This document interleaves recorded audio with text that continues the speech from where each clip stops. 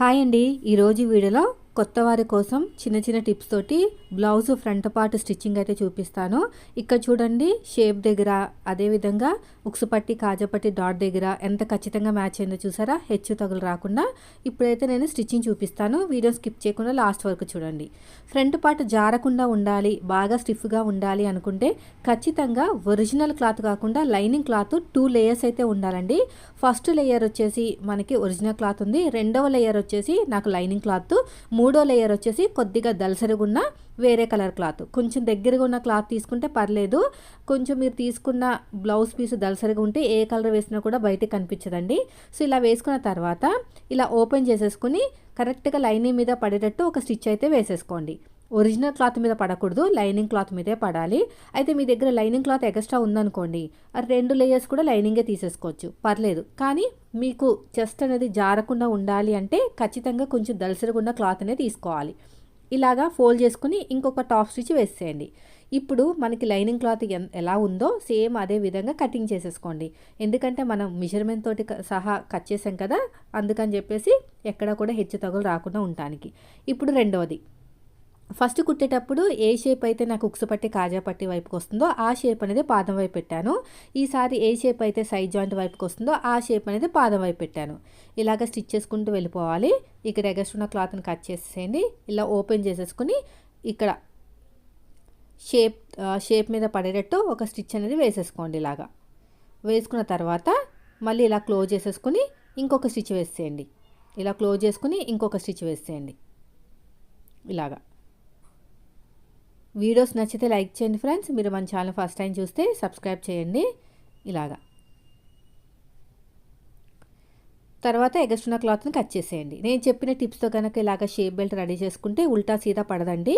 2 షేపులు కూడా కరెక్ట్గా ఉక్సు పట్టి వైపుకే వస్తాయి. చూడండి, ఇలా ఒకదాని మీద ఒకటి పెట్టేసుకుని ఇలా చూసుకుంటే మనకి కరెక్ట్గా రావాలి.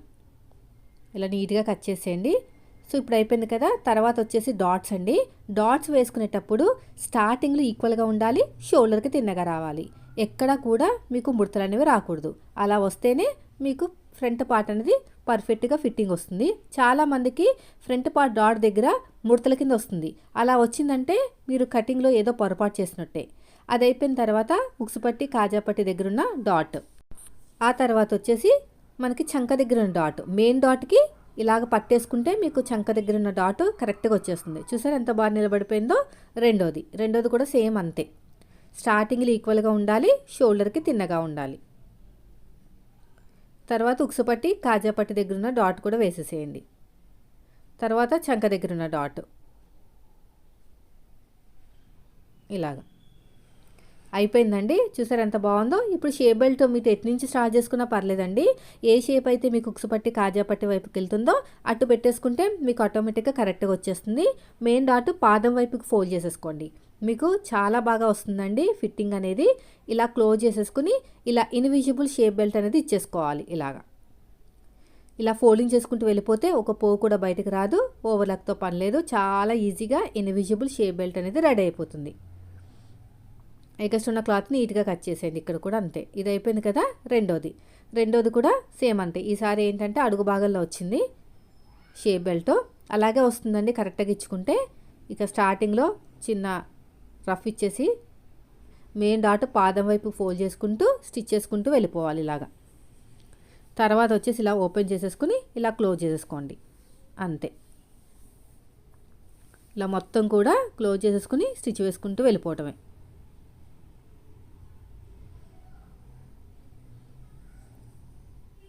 ఇక్కడ ఎగస్ట్రా ఉన్న క్లాత్ నీట్గా కట్ చేసేయండి. ఇప్పుడు మీరు తీసుకున్న ఆది బ్లౌజ్ని చూసుకోండి, ఉక్సు పట్టి కాజా పట్టి ఎటు వచ్చిందో. నాకైతే ఉక్సు పట్టి నాకు రైట్ సైడ్ వైపుకి, కాజా పట్టి ఎడమ చేతి వైపుకి వచ్చింది. నేనైతే ఒరిజినల్ క్లాత్ కొంచెం దలసరిగా ఉంది, ఒకటే లేయర్ తీసుకుంటున్నాను. పల్చగా ఉంటే లైనింగ్ క్లాత్ కూడా యాడ్ చేసుకోవాలి. కాజా పట్టి ఖచ్చితంగా ఒరిజినల్ క్లాత్ ఉండాలండి. లేనప్పుడు మాత్రమే కాటన్ క్లాత్ తీసుకోవాలి. 3 ఇంచులు తీసేసుకుని అడుగు భాగంలో పెట్టేసుకుని స్టార్టింగ్లో చిన్న ఫోల్డ్ ఇచ్చేసాను. ఇలాగ స్ట్రైట్గా స్టిచ్ చేసుకుంటూ వస్తున్నాను. ఇలా ఓపెన్ చేసేసుకుని డబుల్ ఫోల్డింగ్ చేసేయండి. ఇలాగా డబుల్ ఫోల్డింగ్ చేసుకుని స్టిచ్ చేసుకుంటూ వచ్చేయాలి. తర్వాత ఇలా తిప్పేసుకుని మళ్ళీ మన వైపుకి ఇంకొక స్టిచ్ వేసేసుకోవాలి. అంతే, అయిపోయింది. ఇప్పుడు ఎగస్ట్రా క్లాత్ నీట్గా కట్ చేసేయండి. ఇప్పుడు ఒక దాని మీద ఒక పెట్టుకుని చెక్ చేసుకోండి. నాకు కరెక్ట్గా వచ్చేసింది. ఇప్పుడు హుక్స్ పట్టీ కోసం 1.5 ఇంచుతోటి అయితే కాటన్ క్లాత్ తీసేసుకోవాలి. ఇలా 1.5 ఇంచుతోటి కాటన్ క్లాత్ తీసేసుకోండి. లైనింగ్ క్లాత్ 1.5 ఉండాలండి. ఇలా నీట్గా కట్ చేసుకుని స్టార్టింగ్లో ఇలాగా పైనుంచి స్టిచ్ చేయాలి. కాజాపట్టి అడుగు భాగంలో చేసాం కదా, ఉక్సు పట్టి పైనుంచి డాట్ వచ్చిన చోట చిన్న ఫ్రిల్లు పెట్టండి. ఫిట్టింగ్ బాగుంటుంది. తర్వాత టాప్ స్టిచ్ వేసుకుని ఎగస్ట్రా క్లాత్ని లోపలికి ఫోల్డ్ చేసేయండి. ఇప్పుడు మొత్తం ఈ 1.5 ఇంచ్ అంతా కూడా లోపలికి వెళ్ళిపోవాలి. ఇలాగ ఫోల్డింగ్ చేసుకుంటూ వచ్చేయాలి.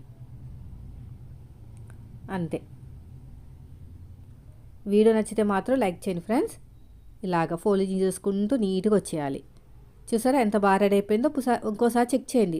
ఒక దాని మీద ఒకటి పెట్టుకుంటే మనకి కరెక్ట్గా వచ్చేస్తుంది. చూడండి ఎంత బాగా వచ్చేస్తుందో. అంతే ఫ్రెండ్స్, నేను చెప్పిన ఈ టిప్స్ కనుక ఒక్కసారి ఫ్రంట్ పార్ట్ కుట్టి చూడండి. అసలు ఎన్ని ఇయర్స్ ఎక్స్పీరియన్స్ ఉందని అడుగుతారు. మీకు ఎలాంటి ఎక్స్పీరియన్స్ లేకపోయినా కూడా ఇంత బాగా కుట్టేవేంటి అని అడుగుతారు. అంత బాగుంటుంది. చూడండి ఎక్కడ కూడా కొంచెం కూడా అటు ఇటు కాకుండా ఎంత ఫాస్ట్గా కుట్టినా కూడా ఫినిషింగ్ మిస్ అవ్వకుండా ఎంత బాగా వచ్చింది చూసారా. మనం బాడీ మీదకి వెళ్ళిన తర్వాత కూడా అలాగే ఉంటుంది. వీడియో నచ్చితే లైక్ చేయండి. Thank you for watching.